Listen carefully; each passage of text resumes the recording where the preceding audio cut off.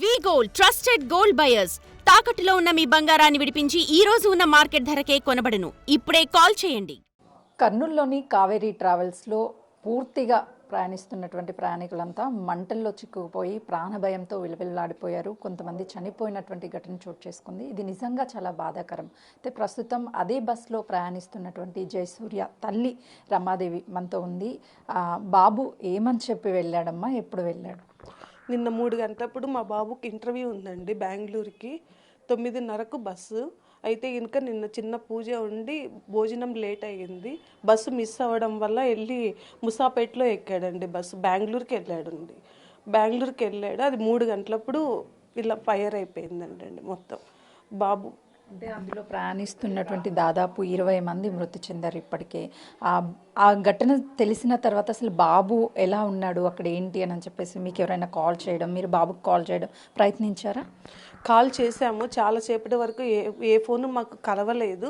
కలవకపోతే చాలా భయమేసింది. అయితే ఇంకా మా అమ్మాయికి వేరే వాళ్ళ ఫోన్ తీసుకొని మా బాబు కొంచెం స్పృహలోకి వచ్చిన తర్వాత ఫోన్ చేసి చెప్పాడండి, ఇట్లా బస్సు ఫైర్ అయిపోయింది, నేను సేఫ్గానే ఉన్నాను అని చెప్పేసి చెప్పాడంటే. కొద్ది క్షణాల వరకు ఫోన్ కలవనప్పుడు నిజంగానే ఆ భయం అనేది మాటల్లో చెప్పలేనిదే అని చెప్పచ్చు కదండి. అసలు ఉన్నాడో లేడో తెలియని సిచ్యువేషన్ కదా మాది.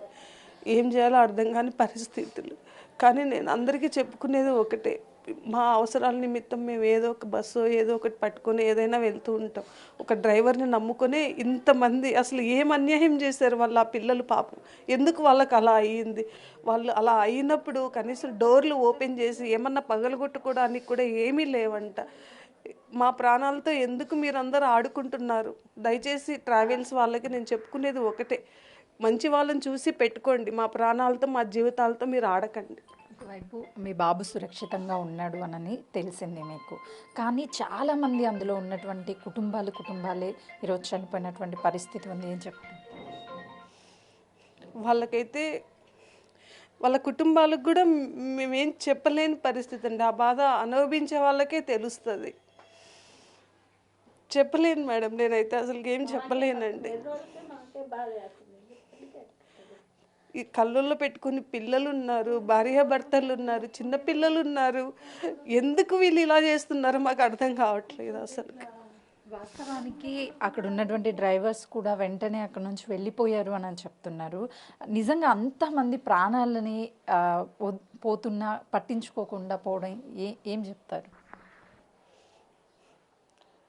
ఆ భగవంతుడే వాళ్ళకి శిక్ష వేయాలండి. కాకపోతే ఇంతమందిని ఇన్ని విధాలుగా ఇప్పుడు యాక్సిడెంట్ అయిందని చెప్పి వాళ్ళకి తెలుసు, డ్రైవర్స్కి ఇలా ఫైర్ అవుతుందని కూడా వాళ్ళకి తెలుసు.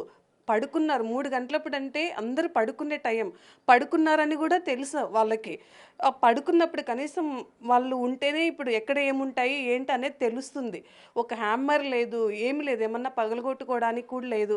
ఇలా యాక్సిడెంట్ చేశారు, దిగేశారు, వెళ్ళిపోయారు, బస్సును వదిలేశారు. ఫ్రంట్ డోర్ ఓపెన్ చేసినా చాలామంది బతికుండేవాళ్ళు, కానీ ఫ్రంట్ డోర్ కూడా వాళ్ళు ఓపెన్ చేయకుండా వెళ్ళిపోయారు. ఎవరో కొంచెం తెలివిగా ఉన్నవాళ్ళు ఇటు అటు దూకేసి బతికిపోయారండి. మిగతా వాళ్ళ పరిస్థితి ఏంటి? మా బాబుని కూడా, వాడు కూడా నిద్రలోనే ఉన్నాడు. ఒక కారు అతను వెనకాల వచ్చి కొట్టి లేపితే మా బాబు ఇంకొక ఆవిడ కలిసి డోర్లను పగలగొట్టారండి. ఒక 30 సార్లు అట్లా కొడితే కాళ్ళతో అది బద్దలైపోయి పడిపోతే కిందికి దూకాడు. దూకిన వెంటనే మా అబ్బాయికి కూడా కాలు ఫ్రాక్చర్ అయ్యింది.